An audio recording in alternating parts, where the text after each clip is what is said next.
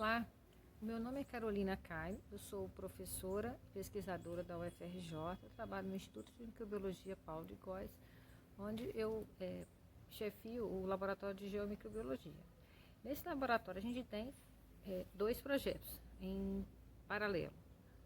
O primeiro que eu vou falar um pouquinho é um projeto que a gente estuda a precipitação de carbonato de cálcio e magnésio associado a micro-organismos em ambientes hipersalinos. Os ambientes hipersalinos são os ambientes, em geral aquáticos, em que tem uma concentração de sal muito grande. No caso aqui do nosso litoral fluminense, a gente tem várias lagoas que são hipersalinas por conta do clima semiárido.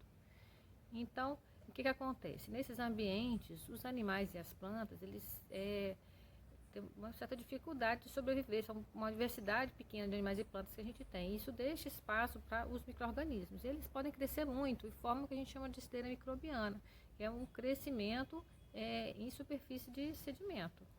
E isso pode chegar a alguns centímetros de espessura, e as esteiras microbianas, os micro-organismos ficam organizados em camadas, e a gente tem várias camadas coloridas, camada verde, camada púrpura, camadas pretas, e também aparece às vezes camadas brancas. Essas camadas brancas aqui estão os minerais.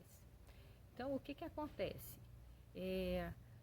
Quando há uma acumulação muito grande de minerais, esses minerais podem endurecer e formar camadas de minerais. Isso vai uma camada em cima da outra, vai formando uma rocha laminada que a gente chama de estromatólitos. Os estromatólitos, então, são no final de um tempo, quando a esteira microbiana morre, sobra o estromatólito, que é um fóssil, então, da esteira microbiana. Então, o que acontece? A gente tem um local aqui no litoral do Rio de Janeiro, que é a Lagoa Vermelha, onde a gente tinha a formação de estromatólito vivo. Só que o que acontece? Com a expansão imobiliária, com a extração de sal e com o lançamento de esgoto, os estromatólitos morreram. Então, a gente está...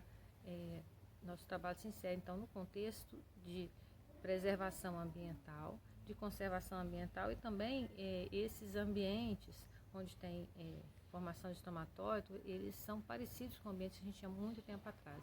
Então, eles também podem nos ajudar a entender a gênese das reservas de petróleo e também de outros minerais que são explorados economicamente. No nosso segundo projeto, a gente também trabalha com interação entre micro-organismos e minerais, mas é um outro contexto, o contexto da qualidade de água.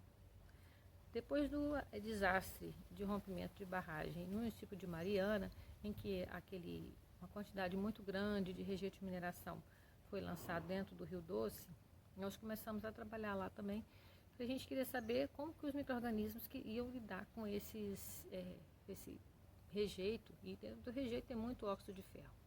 Então, o que a gente fez? Primeiro a gente foi estudar biofilmes ou perifíton. O que é isso? São camadas de micro-organismos que vão crescer e de algas que vão crescer em cima de superfície sólida, por exemplo, rocha, por exemplo, grão de sedimento, pode ser folha de planta, raízes, madeira, etc.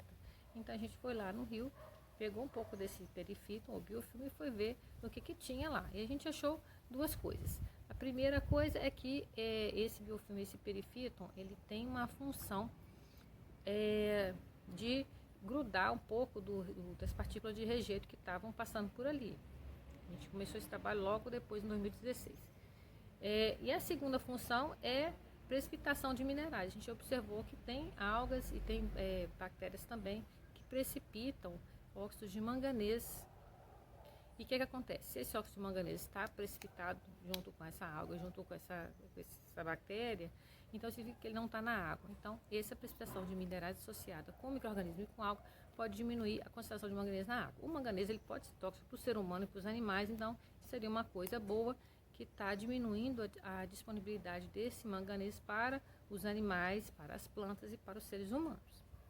A gente começou a pensar, bem, esse manganês que está precipitando na alga vem da água. E o manganês da água vem da onde? A gente ficou pensando de onde poderia vir, pensamos que poderia vir do sedimento. Existem micro-organismos que conseguem, em ambiente anaeróbio, dissolver vários tipos de minerais. E o sedimento do rio, ou de qualquer rio, ele é anaeróbio, porque não tem muita troca com a água, então ele fica anaeróbio. É normal. Então a gente fez alguns experimentos em que a gente pegou o sedimento do rio, colocou nutrientes para a bactéria e fez uma incubação sem oxigênio. E a gente foi ver depois o que acontecia com a água. E a gente verificou que nessa água a quantidade de ferro aumentava 1000 vezes e a quantidade de manganês aumentava umas 20 vezes. Então a gente pensou, bom, os micro-organismos realmente estão dissolvendo os minerais e estão liberando ferro e manganês. O ferro não é muito problema porque ele acaba tendo outros processos que vai precipitar, mas o manganês não, o manganês demora para precipitar.